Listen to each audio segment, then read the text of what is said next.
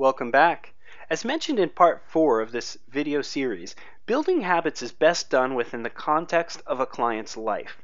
Taking on too much and suffering ambivalence from competing priorities is common.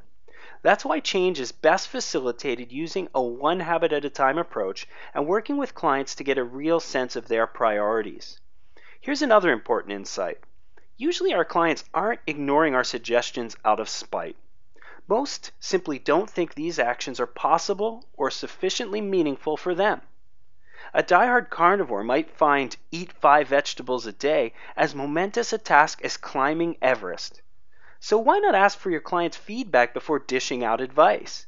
Really, when's the last time you asked, what's truly important to you right now? In what ways do you feel ready to change? On a scale of 1 to 10, how confident are you that you can do what I've asked? In our practice, we ask this of each client.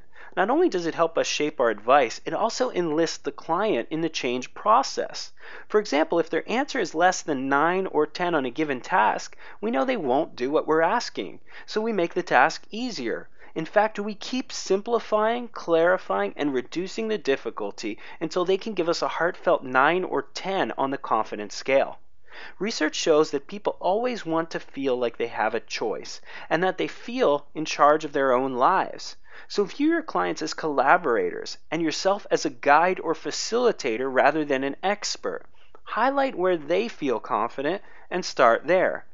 As we continue to think through this process, it's important to point out that this isn't just theoretical knowledge. This advice is tested and true. In fact, we've successfully implemented the principles outlined in this course in our Lean Eating Coaching Program, a nutrition and lifestyle initiative that some have called the world's largest body transformation program. Remember the 55% medication compliance? Compliance to a quick, life-saving pill popping? Well, using these principles of effective change, our clients, over 8,000 of them to date, do what we ask of them an amazing 71% of the time. As a result, they've achieved and maintained a weight loss of over 150,000 pounds. So let's summarize the key principles. Change is hard. Understand that in asking clients to change, we're asking them to go against some basic brain circuitry that normally favors safety and security. To prepare your clients for change, you need to speak to your client's rider, the rational, judging brain. Guide the elephant, the intuitive, feeling, sensing brain, and shape the path, the client's environment and life structures. Inhibit analysis paralysis and the critical self. Release and facilitate the flow self through simple, meaningful tasks. Make sure the change is salient to the client, ask questions, listen carefully, and try to empathize with their point of view.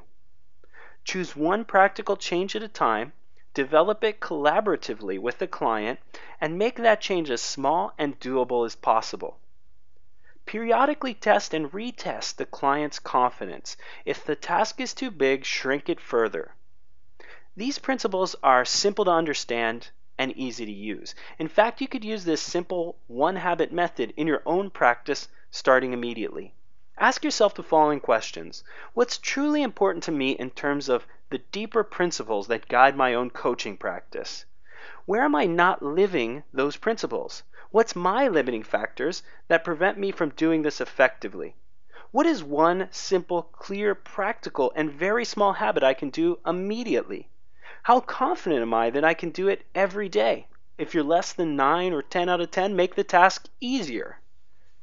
Then write down your task on a Post-it note, refer to it 10 times a day, and get going.